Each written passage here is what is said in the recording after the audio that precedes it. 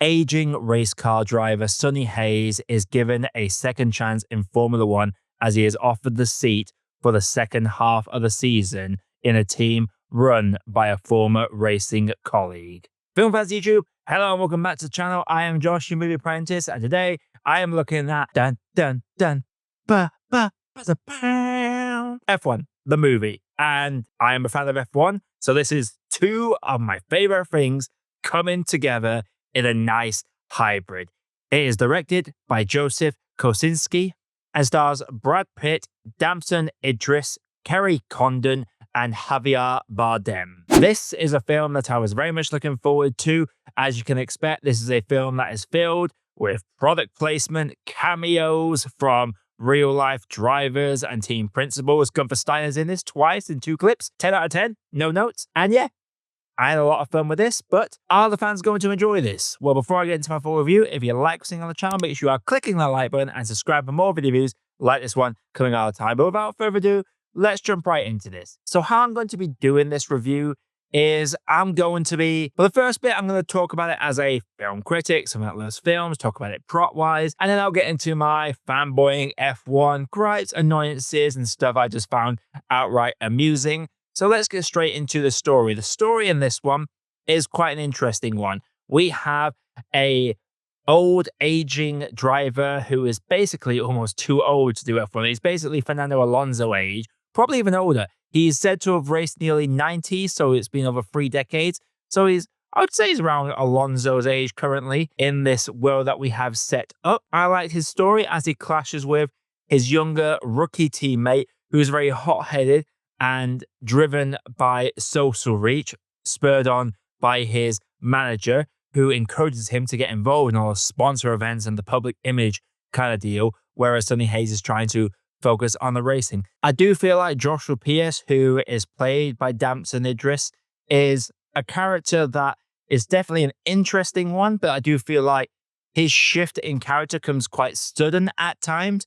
But I did enjoy their dynamic in this one. The prior relationship between Sonny Hayes and Javier Bardem's character, who brings him into the team, and the stakes set out up front. I enjoyed that aspect of it. I loved their scenes together. Javier Bardem and Brad Pitt worked together outstandingly well. And the Kerry Condon romance, I could take it or leave it, but I did love the chemistry they had on screen, and it made sense how these two racing minds connected. That's one thing I really loved about this movie, is that it wasn't just focused on the drivers. It very much tied in with F1 logic and shone a spotlight on the whole system of Formula One.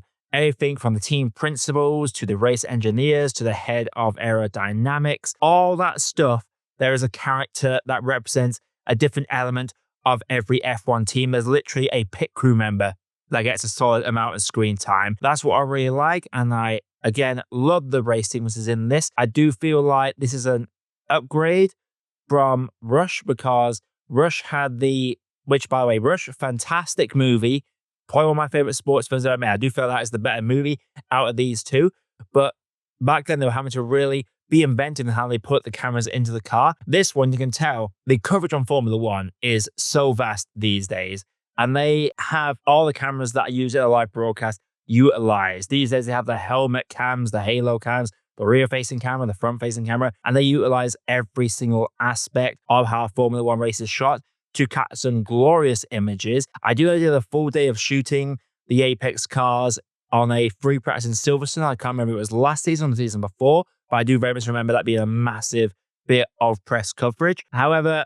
there are some migrants I do have with the film in terms of its plot. For one, there is a antagonist that I introduced quite late on in the movie that I don't feel like is entirely needed. We already have the stakes set up. The shadow board threatening to sell the team from under Javier Bardem's character if they don't manage to win a race after 3 seasons in the sport. This is the team's 3rd season. I do feel like introducing a main antagonistic force in the very end of the movie felt very shoehorned in. The dynamic between Sonny Hayes and Joshua Pierce, I love their dynamic, but it does feel like it shifts quite rapidly at times. And there are a couple of dramatic moments that do feel very over the top. And that is one gripe I will say. While I expected it to take a lot of liberties with how Formula One actually is, it does feel like they go over the top when it comes to just Hollywoodizing it, very much being over the top when it came to the crashes and the stuff that Sonny Hayes gets away with in the race. Like, genuinely, Sonny Hayes pulls off, especially in the early races, so many weird maneuvers and so many weird tactics that would have definitely gotten him black flagged in a couple of these races. But again, Hollywood is not a direct translation from the F1 side of things. And I will say as well, Hans Zimmer's score in this is very good, but I don't think it quite reaches the heights that his score had in Rush. I'm going to naturally compare the two because one of my favorite movies of all time, they're like a movie 12 years later that's literally focused on F1 with a completely fictional story.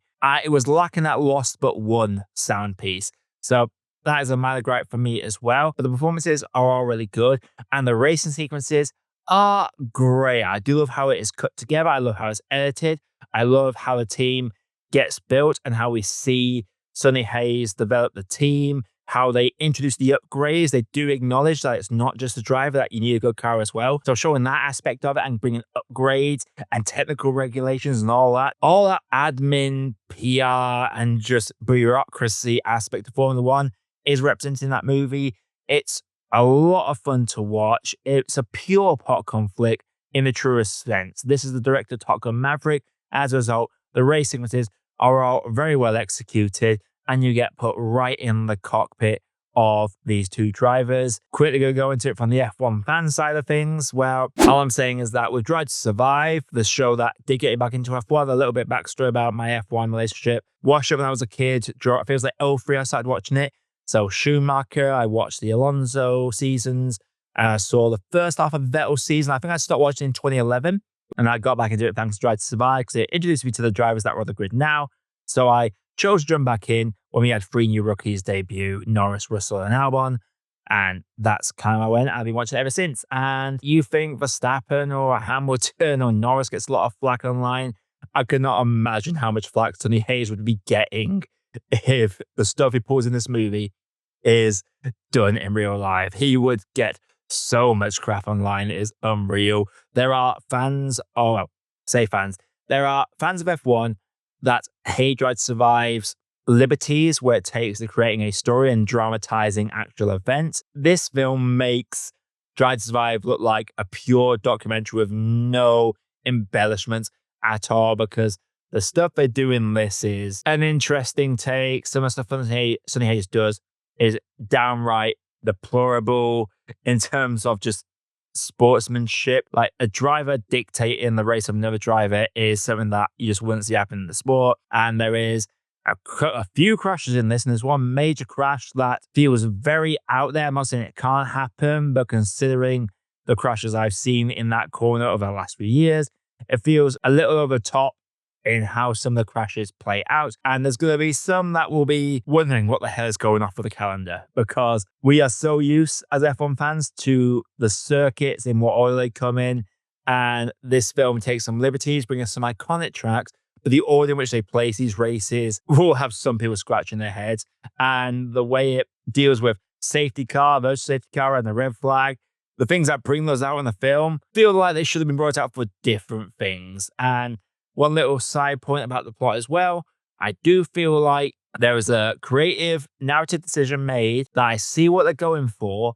However, I do feel like it should have gone the other way, and that's all I'm going to say. I'm not spoiling anything about this. The long story short of it is that, do I think F1 fans are going to like this? If you're an F1 fan and you're enjoying popcorn flicks, you're going to enjoy it if you can accept the liberties that it takes and the Hollywoodization of the sport that is already very over the top as it is already. Then you will enjoy it. But if you're a purist that can't stand even the slightest inaccuracy to Formula One, then you are going to be pissed at some of the choices that this film makes. But me, I am someone that supports a driver and a team, but I mainly watch as a neutral. I just want to see some good racing, and I want to see an entertaining movie. And this is a popcorn flick of the highest order. I enjoy the performances. I genuinely do believe that Damson Idris is great in this movie. I just wish that his dynamic with Brad Pitt didn't shift as much narratively as it does, seemingly random at times. Javier Bardem is great in this. Kerry Condon is a lot of fun in this. I loved how it put a spotlight on every single member of a Formula One team. This is a love letter to Formula One, but accept it's a very Hollywoodized version of Formula One. And if you can accept that, this is a whale of a time. Before I get into my full grade, if you like seeing on the channel so far, make sure you are clicking that like button and subscribe for more reviews. That's coming all the time. Without further ado, let's grade this. Well, I've kind of said it already. As a film fan, I thought it was a great popcorn flick. As a Formula One fan, I was very entertained and appreciated that it's shown a spotlight on everyone, not just the drivers, and really acknowledged the relationship between a driver's skill versus the quality of the car. There are some narrative aspects like the shoehorning antagonist, some character dynamics that shift quite randomly, and Hans Zimmer's score not quite hitting as strongly as it did in the previous F1 movie that I did the score for. Those are my main flaws with the movie, and the hardcore Formula One fans that will want to see everything being as accurate as possible, you're going to be disappointed. But I feel like most F1 fans are just going to enjoy the ride and enjoy seeing this alternate reality of this 11th Team Apex coming to the sport. And hey, he's doing some outright social suicide when it comes to the internet. You're going to enjoy it. And me, I thought it was a great time in the movies. It was one of the most anticipated movies of the year. I didn't disappoint on a pure entertainment standpoint. So with that being said, I'm going to have to say that for me, F1 the movie is a tea that needs more sugar. So F1 the movie, have you seen it? Let me know your thoughts down in the comments below. Let me know, when you start watching F1, what's your favorite F1 race of all time? F1 leaks, sound off in the comments. And what is your favorite racing movie of all time as well? As I've said, my favorite is personally Rush. I think that film is absolutely amazing. One of the best sports movies ever made, possibly one of the best movies ever made. That is just me personally. Coming up on the channel, I aim to be reviewing Megan 2.0 within the next few days, so stay tuned for that.